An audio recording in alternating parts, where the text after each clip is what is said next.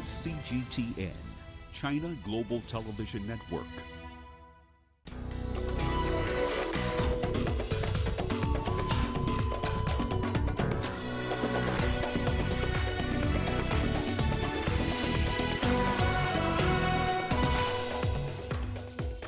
International leaders start deliberating on efforts to stabilize Libya at a critical summit in Berlin, Germany.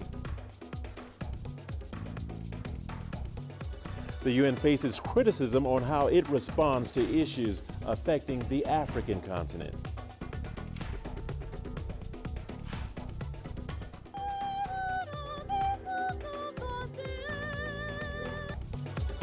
And how a young girl is using her vocals to overcome socio-economic challenges. Hello and welcome to Africa Live. As always, great to have you with us. I'm Richard Nta live in Nairobi. And for those of you joining us from across the continent and around the globe, we thank you for joining us. Let's take a look at other stories making headlines this hour. How the failure to write a will by the late Zimbabwean President Mugabe has sparked interest on estate planning. And we sample artistic artworks from Africa being showcased in a unique traveling exhibition. Once again, welcome to Africa Live. We begin in Germany, where peace talks between Libya's warring sides and international leaders have kicked off in Berlin. Under the backing of the UN, the summit is seeking to secure a lasting ceasefire in Libya. The summit also aims to find a political solution to the long-standing Libyan conflict. Libya's warring sides announced a ceasefire in response to a joint call by Turkish and Russian leaders a week ago. But talks for a permanent ceasefire ended last Monday without an agreement after Haftar left Moscow without signing the deal. Italian Foreign Minister Luigi Di Maio said the summit presented a point of departure for achieving a ceasefire and blocking the flow of arms into Libya. Meanwhile, on the sidelines of the Berlin summit, Libya's eastern-based military commander Khalifa Haftar held talks with German Chancellor Angela Merkel and French President Emmanuel Macron. Germany and the UN have been struggling to draw Haftar back into diplomacy after he quit peace talks and more than half of Libya's oil put shut in areas under his control. And even as leaders gather in Germany, strong sentiments still persist about what needs to be done to secure lasting peace for Libya. Let's now hear the views of some of the foreign powers attending the UN-backed summit in Berlin. To achieve peace in Libya, a ceasefire and returning to the political process must be agreed at the Berlin summit.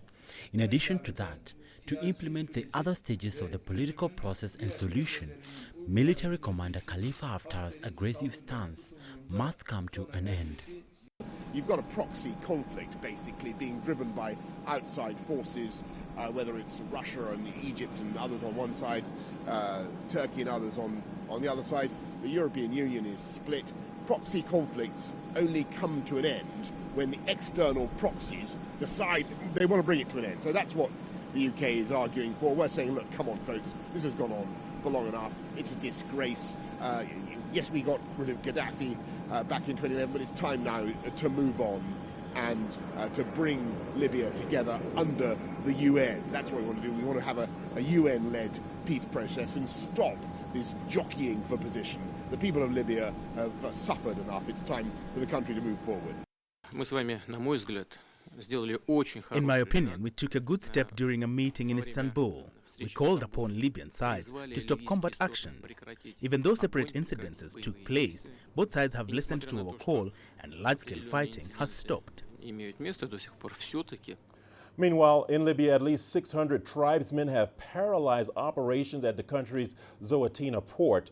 The tribesmen allied to Commander Khalifa Haftar have been camping out in front of the busy terminal since Friday. They insist that their sit-in will continue until an international agreement on the country's entire oil exports is reached. The oil ports have been closed and the wells have been closed as well. I am sure of this, and I can confirm that all oil fields and ports are closed and will remain closed until a government of national unity is formed that will give everybody their rights. It will only be reopened with international guarantees. جميع الموانئ مقفلة وحنكلف لجان. This is our final decision until the foreign powers, the Security Council and the international community take notice and form a committee that will come and negotiate with us. Oil revenues should be placed in a neutral bank and it should benefit all Libyans. The United Nations has been coming under close scrutiny over the years regarding its response to African issues. CGTN's Ulysses Jamela followed this up with two experts to examine the global body's relationship with Africa.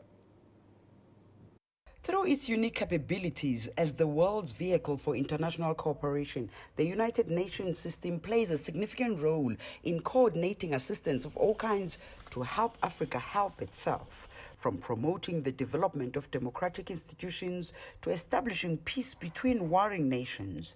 The UN is present on the ground supporting economic and social development and the promotion and protection of human rights on the continent. At least that's according to the organization itself. The United Nations works closely with Africa's cooperation mechanism. The organization also has a number of active peacekeeping missions on the continent. But the international body has often come under criticism for a lack of full commitment to issues on the African continent. It seems as if there is no interest when it comes to attending to African issues from the United Nations. If we go back to review a few crises that has taken place in Africa, we have a genocide that took place in Rwanda, which left a huge lasting scar on the face of Africa. If you scrutinize the details of the war event, it will show you that there was less interest shown by the United Nations, in particular, United States of America. Muchero says when the continent experienced more crisis, the international body was nowhere to be found. We had a crisis in Sudan. We had a crisis in Somalia. Actually, the crisis in Somalia was sorted out by African nations, Rwanda, Kenya, Burundi. The East African states are the ones who handled the situation, but the United Nations failed to address the situation. The political analyst says the fact that the continent has no permanent seat on the UN Security Council is also quite telling. South Africa recently officially assumed its seat as the non-permanent member of the United Nations Security Council for the period of 2019 to 2020. Africa is actually the second largest bloc of membership in the United Nations. This is a continent of about 1.2 billion people, and it has not even a single representative in such a vital organ. And at the end of the day, more crises, more security crises happen in Africa. But yet Africa has no representative in the United Nations Security Council. At least one political analyst believes that it's about time that Africa gathers its resources and speak with one voice. African countries, individually and collectively, have not been able to commit technical and material resources to drive their role within the United Nations. And that is a problem because you can't be a permanent member of the Security Council and still want to depend on donor aid to drive your agenda. Having said that, I think that in doing so, there is need for the UN to be more flexible and adjust to emerging reconfiguration of politics and socio-economic power so that African countries can prominently play their roles in its structures. The two main centers of UN activity in Africa are Nairobi, Kenya, and Addis Ababa, Ethiopia. Ulysses Nta for CGTN in Johannesburg, South Africa. France and nations from Africa's Sahel region recently agreed to step up military cooperation to fight the jihadist insurgencies in Western Africa. Security forces will now be placed under one umbrella and efforts focused on tackling the Islamic State group. Now, this was agreed upon at the summit held earlier this week, and citizens from West Africa expressed mixed reactions following that gathering in Pau, France.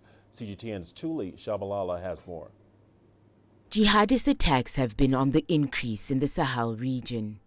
Troops and citizens from Burkina Faso, Chad, Mali, Mauritania and Niger have borne the heaviest brunt of the violence. This is despite the presence of 4,500 troops from France stationed in the region to support the poorly equipped local armies. Leaders of the G5 Sahel, along with their French counterpart, met last week to discuss the deteriorating security situation in the Sahel region. The nations agreed to a joint command structure coalition for the Sahel to tackle the insurgency. Citizens in the G5 and West Africa have been reacting to the agreements reached in that summit. I think we need to look at other approaches to deal with this problem. To do this, we must first recognize that this conflict is the result of injustices and daily misery, and to act to find concrete solutions to these problems. France says it will send an additional 220 troops to supplement the thousands already in the region. But there has been tensions, mainly in Mali, regarding the presence of the French troops. I was saddened by this meeting because we think that the problem of Africans must be solved in Africa by Africans themselves. Normally, the French army should no longer exist in Africa because we have enough African soldiers who have a good command of the borders of the continent and who can also defend themselves against the enemy. This is why I maintain that the French army should withdraw on the ground. If, for example, the Malian people believe the presence of the French forces is no longer relevant, it's wise for the force to leave the Sahel and let Africa manage this crisis itself. I believe that we must seek to know the real cause of this ineffectiveness by asking ourselves questions. To know, does the French army collaborate frankly with the armies of the Sahelian countries? If yes, is the collaboration sincere? Is the public involved in terms of information? These are the questions to which we must find answers. But from my point of view, the meeting of PAU in France is beneficial, but we should have taken into account the opinions of the populations before taking the decisions. The security crisis in the region started in 2012 when an alliance of separatists and Islamist militants took over northern Mali. That triggered a French military intervention to oust them. A peace deal was signed in 2015 but was never completely implemented, and new armed groups emerged and extended to central Mali, Burkina Faso and Niger. Thuli Shabalala, CGTN. And time now for a quick break. Here's what's still ahead on the program. How the failure to write a will by the late Zimbabwean President Mugabe has sparked interest on estate planning. And we sample artistic artworks from Africa being showcased in a unique traveling exhibition.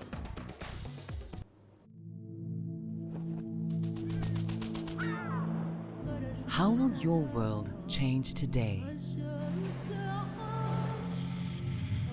What happens here? What happens there? Or what you make happen for yourself? If it matters to you, it matters to us too. Your stories are the stories that need to be told. Africa Live. Find your voice.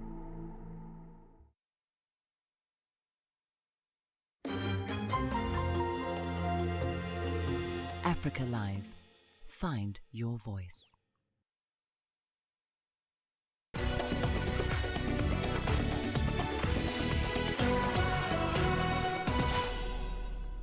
Welcome back. Zimbabwe's former president Robert Mugabe died with $10 million cash in the bank, and that's according to a legal letter from his daughter quoted by state media.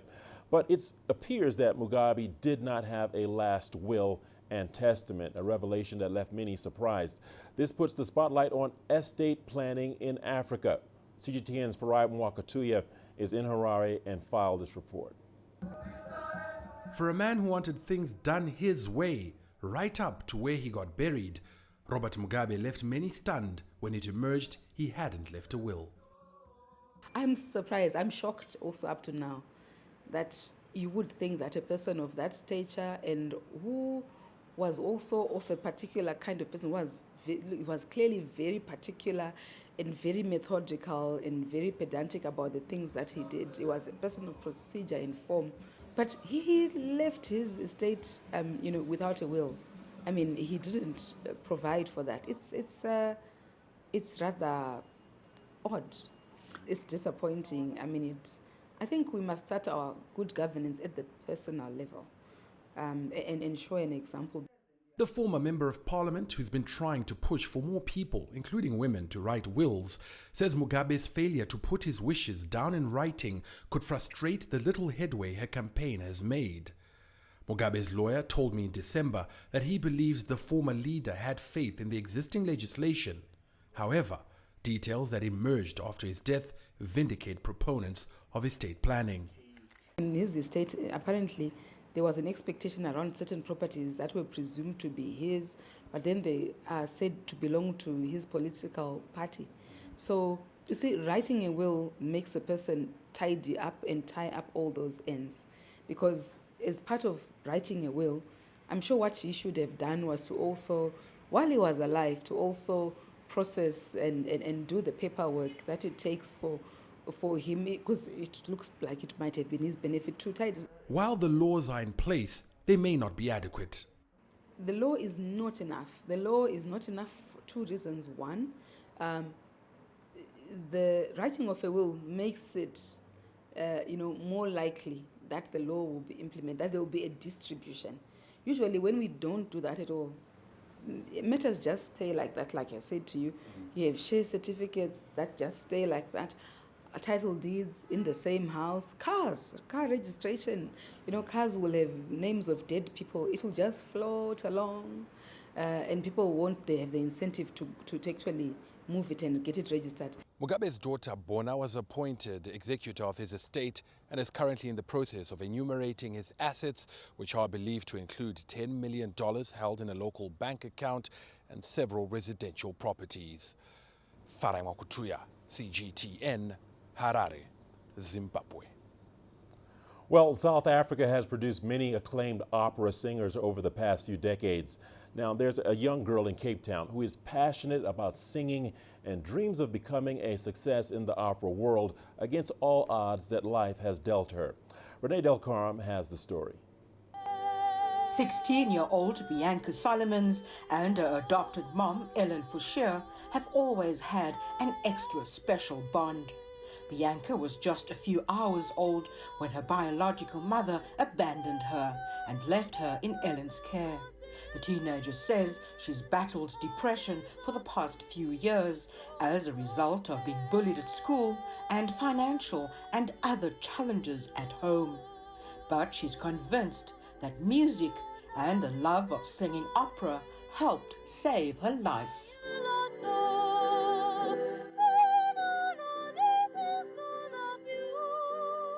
This passion of music came since I was the age of 5. And I always like to sing with the people that I saw on TV a lot. So that's where my hobby came from. And that's why I love opera so much. Bianca has won numerous awards in the past few years and knows that there's much hard work to be done to achieve her goals. I'm very proud of her. So I just want her to go up and up and up. Go do everything the right way. And come up, she must be at the top. I want to see her at the top, and she can do it. Bianca Solomons has always dreamt of going overseas and is set to travel later this year to perform abroad for the very first time.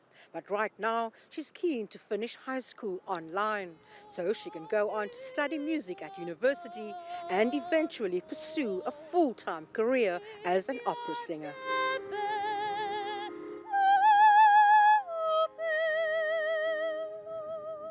Opera means a lot to me because it inspires me a lot. It makes me who I want to be and not who others want me to be for them. My music kind of inspires me a lot to think not negatively but positive.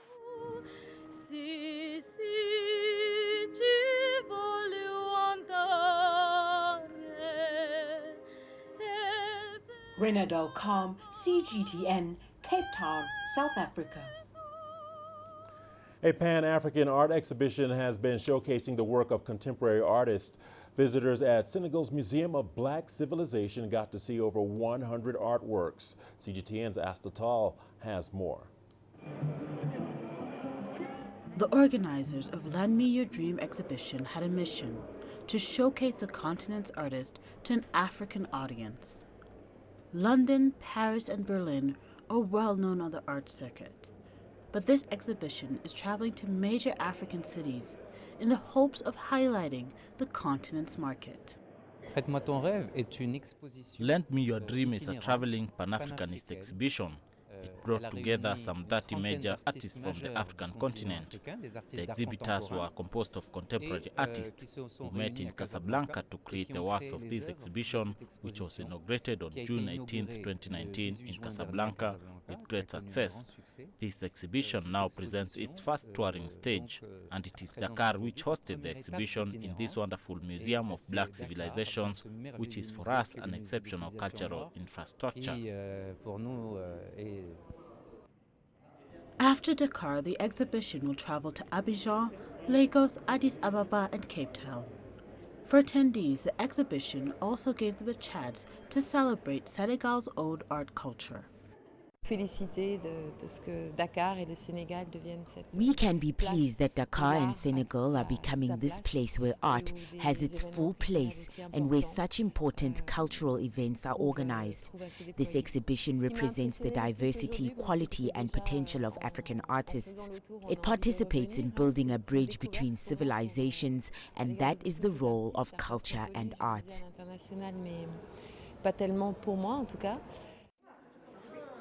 Lend Me Your Dreams will remain at the Museum of Black Civilizations until January 28th. Astatal, CGTN. Well, the news continues on Africa Live. Don't go away. We've got your sports news coming up after the break. Here's a sneak peek at the headlines. South Africa gunning for second ICC